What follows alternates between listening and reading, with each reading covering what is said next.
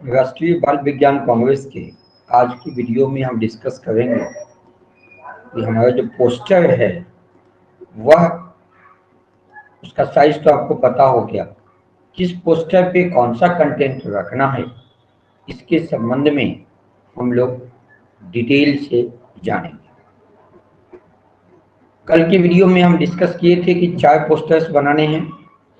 जो पहला पोस्टर होगा उस पहले पोस्टर पे आपको परियोजना शीर्षक का नाम, ग्रुप लीडर का नाम, परियोजना का लक्ष्य या उद्देश्य और आपका जो परियोजना गतिविधि है वह जिस क्षेत्र से जुड़ा हुआ है उस क्षेत्र का मैप या मानचित्र आपको रखना है। पहले पोस्टर पर क्या रखना है? Title of the project, name of group leader, objectives of your study या प्रोजेक्ट, फिर मैप ऑफ द एरिया। ठीक है, पहला पोस्टर क्लियर हो गया। पहले पोस्टर में फॉन्ट वगैरह का साइज, जो टाइटल है वो 22 में, कंटेंट का जो टॉपिक है वो 18 में, उसके भीतर का कंटेंट 16 में। ये कल की वीडियो में हम डिस्कस कर चुके हैं। तो पहला पोस्टर को आप इस हिसाब से बनाएंगे कि परियोजना शीर्षक का नाम, ग्रुप लीडर का नाम, परियोजना का लक्ष्य या उद्देश्य और जिस जगह से परियोजना गतिविधि आपकी जुड़ी हुई है उस जगह का जो मानचित्र होगा ये आप क्लियर कर देंगे तो आपका पहला पोस्टर तैयार होगा। और इस हिसाब से आप बनाएंगे कि कहीं भी पोस्टर में जगह नहीं बचे, यानी पोस्टर फुल हो जाए, बहुत रीडेबल रहे, बहुत स्पष्ट रहे। अब आते हैं दूसरे पोस्टर पे। दूसरा पोस्टर जो होगा उसमें आपको मेथोडोलॉजी रखना है, यानी क्रियाविधि रखना है। परियोजना गतिविधि का जो आत्मा होता है वह उसकी क्रियाविधि, जिसमें तमाम आप डिस्कशन करते हैं, पूरा डिस्कस उसका प्रोसीड्योर डिस्कस करते हैं कि आप किस मेथड्स का यूज़ किए हैं, उस मेथड का कैसे यूज़ किए हैं और कैसे आप कंक्लूजन तक पहुँचे हैं। तो वो क्रियाविधि होती है, जो सबसे बड़ा भी होता है ये। तो उस क्रियाविधि का जो शॉर्ट फॉर्म होगा, जो मिनिमम पॉइंट होगा, कैसे कैसे आप डिस्कस कर रहे हैं, वो तमाम चीज़ आपको सेकेंड पोस्टर पे रख देना है। मॉडल बनाने की, यदि क्रियाविधि का पोस्टर अच्छा से बना हुआ तो अलग से किसी मॉडल बनाने की आवश्यकता नहीं है। क्रियाविधि में ही आप जो मॉडल बनाना चाहेंगे उसका ड्रॉ कर लें, उसका पिक्चर बना दें और उससे भी आप ड्राइंग जो आपका होगा उससे आप समझा सकते हैं। यहाँ पे ये रहेगा, वहाँ पे वो रहेगा, ऐसे ये काम करेगा। ठीक है, ऐसे मॉडल यदि वर्किंग मॉडल आप बना सकते हैं तो बनाएं, लेकिन ऐसा नहीं है कि मॉडल यदि आप बनाएंगे तो आपकी परियोजना अच्छी मानी जाएगी। मॉडल पे कोई मार्किंग नहीं होती, पोस्टर पे मार्किंग है लेकिन मॉडल पे कोई मार्किंग नहीं। इसलिए बहुत नितांत आवश्यक है तभी मॉडल बनाए। हम आगे मॉडल के संबंध में बताने जा रहे हैं। तो दूसरा पोस्टर आपका क्लियर हो गया। पहला पोस्टर आपके title of project, name of group leader, परियोजना का लक्ष्य या उद्देश्य और जिस क्षेत्र से जो समस्या का समाधान आप ढूंढ रहे हैं उस क्षेत्र विशेष का मानचित्र।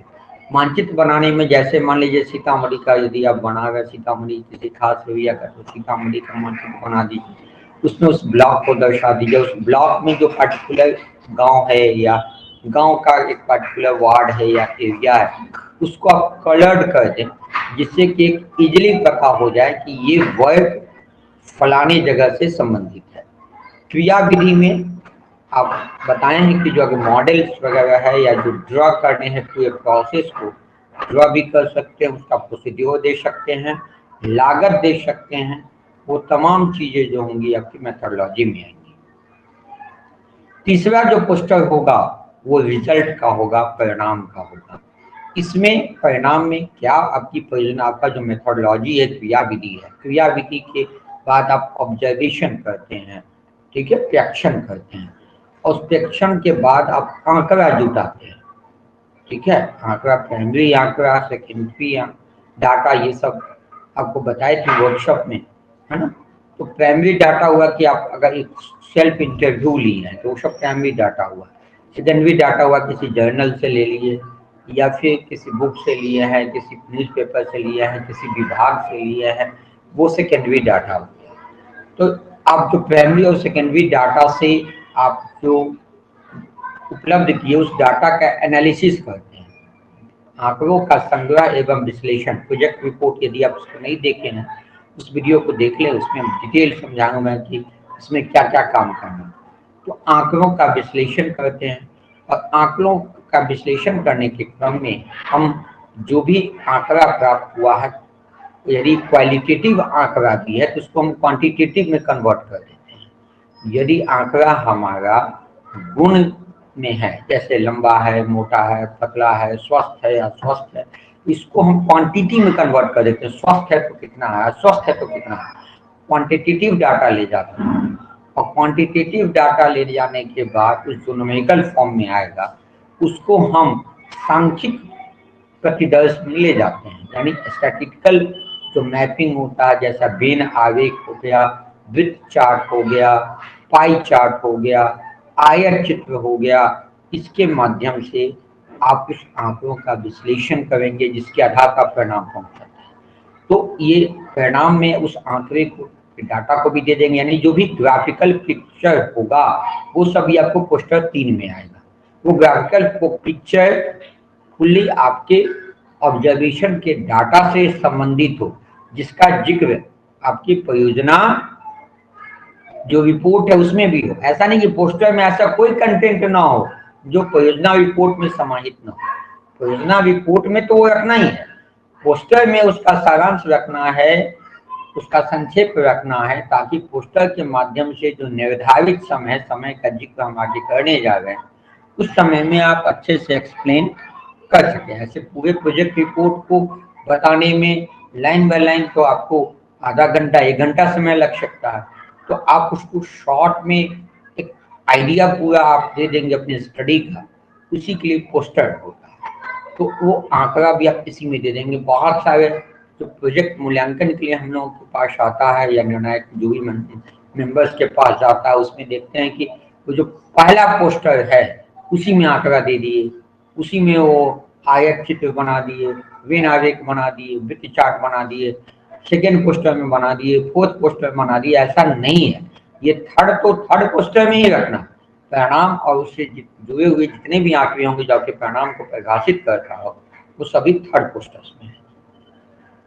अब आते हैं फोर्थ पोस्टर में। जो चौथा पोस्टर होगा उसमें आपके परियोजना से संबंधित कंक्लूजन होंगे कि आप जो भी स्टडी किए हैं, जो आपका हाइपोथेसिस लेकर के, जो भी आप धारणा लेकर के आप परियोजना का अध्ययन किए हैं, उसमें इनोवेशन के साथ, ठीक है, आपका स्टडी किस रिजल्ट पे पहुंचा, उस रिजल्ट के बाद आप किस निष्कर्ष पर पहुंचे कि आपका हाइपोथेसिस या जिसको हिंदी में अवधारणा कहें वो सही हुआ, गलत हुआ, क्या हुआ, इसके संबंध में उसी को निष्कर्ष बोलते हैं।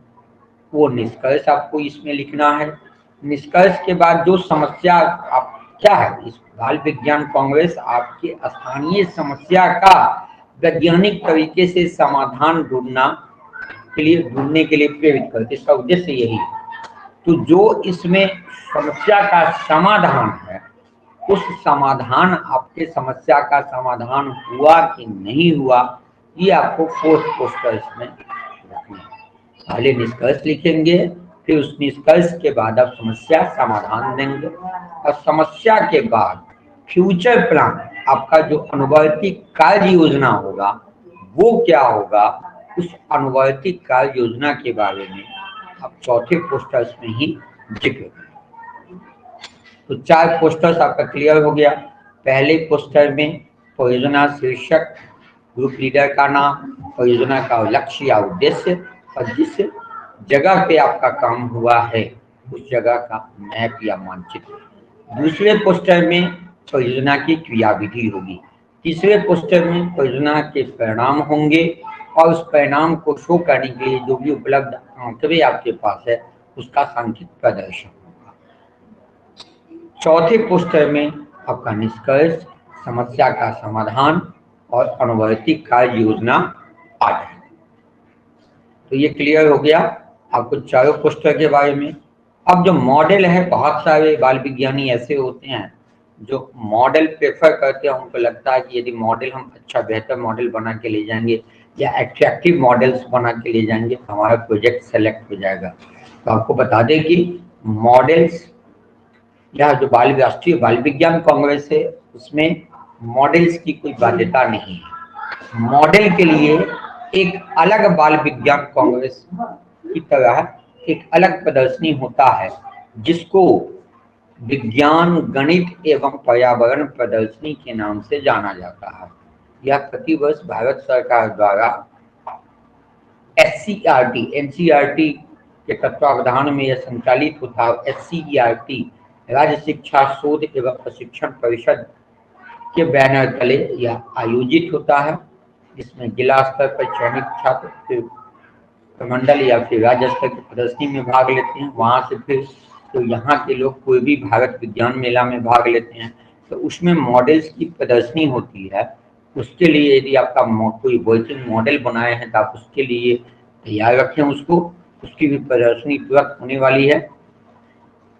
लेकिन बाल विज्ञान कांग्रेस में आपका जो मेथोडोलॉजी है, जो क्रियाविधि है, उसका कोशिश करें कि पोस्टर पे ही एक्सप्लेन कर दे। जो आपका सेकेंड पोस्टर है मेथोडोलॉजी का, उस पर आप एक्सप्लेन कर दें। फिर भी यदि उसमें नहीं एक्सप्लेन हो पा रहा है और इसकी पूरी संभावना है कि बिना मॉडल का आप एक्सप्लेन नहीं कर पाएंगे, तो आप एक कम कॉस्ट वाला, लो कॉस्ट वाला, क्योंकि आपको ये पता है कि इस गतिविधि के लिए अधिकतम राशि 500 रुपये निर्धारित है। तो आप ऐसा नहीं कि आप 2000 4000 का मॉडल बना लेंगे तो जो जूरी मेंबर्स होंगे उनको पता नहीं चल पाएगा कि भाई ये मॉडल कितने का। आपको इसका भी ख्याल रखना है। तो लो कॉस्ट मॉडल यदि है तो वो मॉडल आप बना लें और उस मॉडल के बारे में अधिकतम समय में हम देखें कि जब बाल विज्ञानी हम लोगों के पास मूल्यांकन के लिए आते हैं और जब उनसे प्रश्न पूछा जाता है मॉडल के संबंध में कि ये क्या है, तो मॉडल में जो पार्ट लगाए हैं उस पार्ट के बारे में भी उनको जानकारी नहीं रहती है। इसका अर्थ है कि पूरी तरह से ये कॉपी पेस्ट रहता है। तो ऐसा नहीं करना है। अगर यदि मॉडल बाल विज्ञानी खुद बनाए हैं तो एक एक पार्ट के का क्या वर्किंग स्ट्रक्चर, उसका क्या काम है, क्या फंक्शन है, इसके बारे में तो उनको निश्चित तौर पर जानकारी होगी। लेकिन ऐसा नहीं होता। यदि आप मॉडल्स बनाते हैं तो उसके एक एक पार्ट के बारे में, एक एक एक्टिविटी के बारे में आप पूर्णतः कमांड करके आए, तभी आपके मॉडल से संबंधित, यदि आप मॉडल को देख करके एक्सप्लेन करते हैं तो फिर आप फंसेंगे नहीं। ठीक है, तो मॉडल के बारे में क्लियर हो गया। अब आते हैं कि जो आपका प्रोजेक्ट का प्रेजेंटेशन होता है डिस्ट्रिक्ट या स्टेट या फिर नेशनल लेवल पे, तो प्रेजेंटेशन के लिए कितना समय होता है। तो वर्कशॉप में हम बताए थे कि जो मॉडल का प्रेजेंटेशन होता है उसके लिए 3 मिनट्स अलाउड होते हैं। ये 3 मिनट्स सिर्फ बाल विज्ञानी के लिए नहीं होते हैं। 3 मिनट्स में से 8 मिनट का समय बाल विज्ञानी को होता है कि वह जो पोस्टर है उसके माध्यम से वह 8 मिनट में अपने परियोजना गतिविधि को पूरी तरह से एक्सप्लेन कर दे। और 2 मिनट का अंतिम जो 2 मिनट का समय होता है 10 मिनटों में, वो 2 मिनट का समय जूरी मेंबर्स और बाल विज्ञानी दोनों के लिए होता है, जिसमें परियोजना गतिविधि से जो संबंधित तथ्य है उसकी वास्तविकता को जानने के लिए या जिज्ञासावश वह बाल विज्ञानी से उसके परियोजना गतिविधि से जुड़े तथ्यों से प्रश्न पूछते हैं और बाल विज्ञानी उन प्रश्नों का उत्तर देते हैं, जिसपे भी मार्किंग होती है, जिसपे अंक दिए जाते हैं। तो इस तरह से जो 8 मिनट का समय है ओरल प्रेजेंटेशन का, बाल विज्ञानी के लिए सिर्फ 8 मिनट का समय है। अब यह भी जानना आवश्यक है बाल विज्ञानी को कि जो उसके लिए निर्धारित 8 मिनट का समय है, उस 8 मिनट में क्या बोलना है। ये 8 मिनट में बाल विज्ञानी यदि 8 मिनट के भीतर ही प्रैक्टिस करे तो निश्चित तौर पर उनका प्रदर्शन बेहतर साबित होगा। तो ऐसे बाल विज्ञानी होते हैं जो 2 मिनट 3 मिनट बोल करके चुप कर जाते हैं। ऐसे भी बाल विज्ञानी होते हैं जो 8 मिनट बाद भी उनका बहुत सारा बोलना बाकी रह जाता है और बेल बज जाता है, उनको मना ही कर दी जाती है कि आपका समय खत्म हो गया। और जो महत्वपूर्ण बातें बतानी थी उनके लिए बताने के लिए उनके पास समय नहीं होता। तो आप निश्चित तौर पर जो निर्धारित समय है उस समय के हिसाब से यदि आप प्रैक्टिस कर लेते हैं तो निश्चित तौर पे आप जो 8 मिनट का समय है उस समय के भीतर आपका जो भी जानकारी देना होगा उस तमाम जानकारियों को आप उपलब्ध करा देंगे, जिससे जो भी मेंबर यह समझ जाएंगे कि बाल विज्ञानी पूर्णतः तैयारी करके आया है और आपके चयन होने की संभावना बढ़ जाएगी। अब जो 8 मिनट का समय है उस 8 मिनट के समय को भी बांटा गया है कि पहले 2 मिनट में आपको क्या बोलना है, उसके बाद के 4 मिनट में क्या बोलना है और अंत के 2 मिनट में आपको क्या बोलना है। तो पहला जो 2 मिनट का समय है उसमें भूमिका बतानी है। भूमिका में अपना परिचय भी होता है और हमारा जो एक शिष्टाचार है कि जो बाल विज्ञान कांग्रेस के जो जूरी मेंबर्स होते हैं, जो आयोजन समिति के सदस्य होते हैं, उनका अभिवादन करते हुए हम अपना परिचय देते हैं। परिचय देने के बाद हमारा जो परियोजना गतिविधि है उसमें हम उसका परिचय देते हैं। तो हम मुख्य विषय का परिचय दिए, मुख्य विषय के भीतर चुने हुए उप विषय का परिचय दिए, उप विषय के भीतर चुने हुए अपने परियोजना शीर्षक का परिचय दिए कि जो समस्या है वो क्यों हुई, और इस समस्या को बताते हुए हम परिचय दिए कि हम इस समस्या से जुड़े हुए परियोजना शीर्षक का चयन क्यों किया।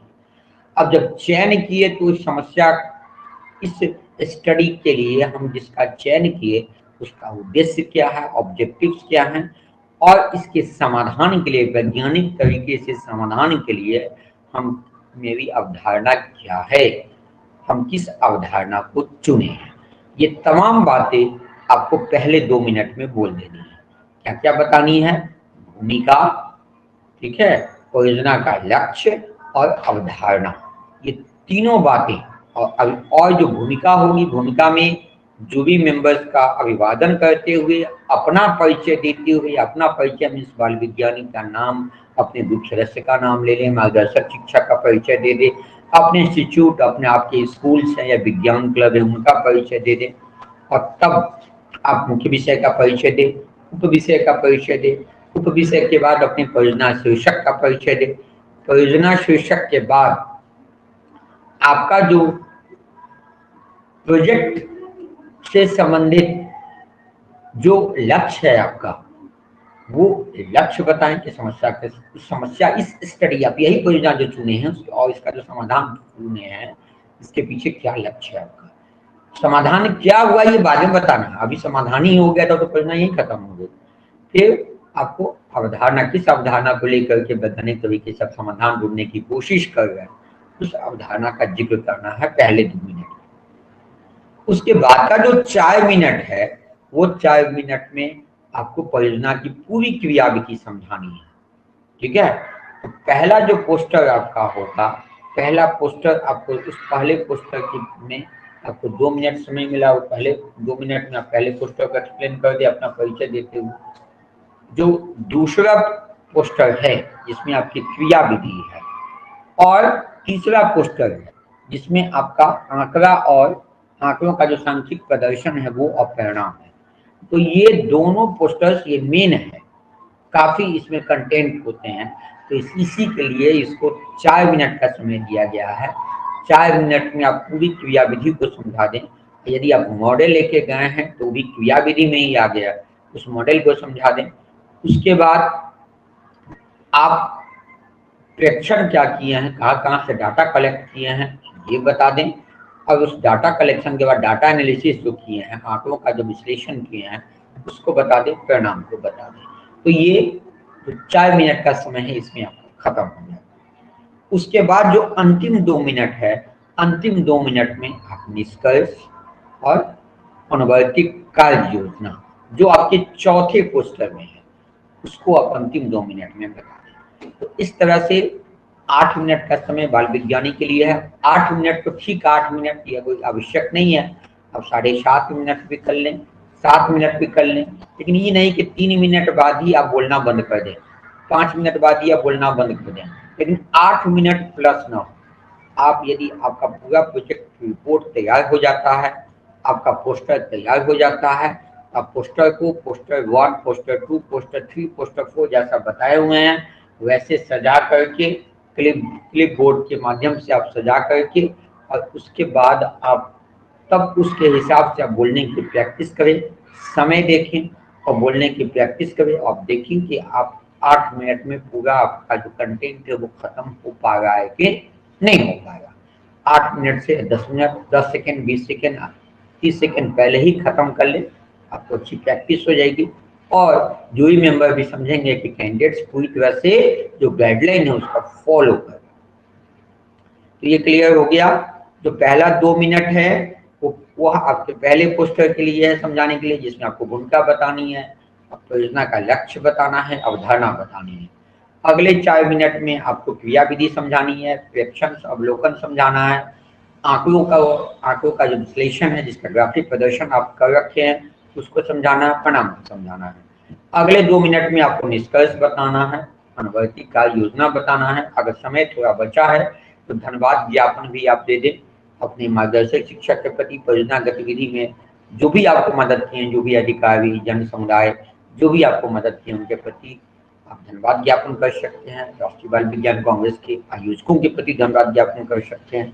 ये अंतिम 2 मिनट में, ठीक है। तो 8 मिनट में आपकी प्रैक्टिस हो गई। 8 मिनट का समय जब खत्म होगा तो जो भी मेंबर्स अगले 2 मिनट में आपसे कुछ प्रश्न पूछेंगे, तो आपके प्रोजेक्ट से रिलेटेड होगा, आपके यदि मॉडल बनाए तो मॉडल से रिलेटेड होगा, पोस्टर से रिलेटेड होगा, आपकी परियोजना गतिविधि का रियलिटी चेक होगा, ठीक है, लॉगबुक देखा जाएगा। तो इस तरह से आप यह समझ गए कि परियोजना रिपोर्ट पिछले वीडियो के माध्यम से, सबसे वीडियो 1 में हम आपको जिक्र किए थे कि राष्ट्रीय बाल विज्ञान कांग्रेस क्या है, इसका उद्देश्य क्या होता है, कैसे आयोजित होती है, क्या इसका स्ट्रक्चर है। सेकेंड वीडियो में आपको हम बताए थे कि राष्ट्रीय बाल विज्ञान कांग्रेस के जो मुख्य विषय हैं वो क्या क्या हैं।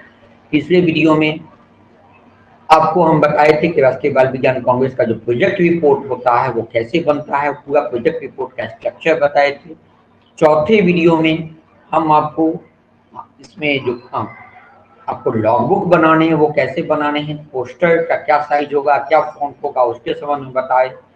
और आज के जो 5वां वीडियो है उसमें हम आपको बताए हैं कि हमारा जो पोस्टर है वो 4 पोस्टर में किस पोस्टर पे कौन सा कंटेंट होगा, यदि मॉडल बनाते हैं तो कैसा होना चाहिए, और हम यदि बाल वैज्ञानिक को प्रेजेंटेशन के लिए कितना समय मिलता है, कितने समय में उनको क्या एक्सप्लेन करना है, ये तमाम जानकारियां आपको प्राप्त हो गई। तो राष्ट्रीय बाल विज्ञान कांग्रेस का एक बेहतर मॉडल आप बना सकते हैं, बेहतर परियोजना प्रदर्श आप दिखा सकते हैं जो वास्तविकता से हो। कभी भी सिर्फ हाइपोथेसिस पे आप नहीं जाएं, सिर्फ इमेजिनेशन पे नहीं जाएं, कॉपी पेस्ट से बचें।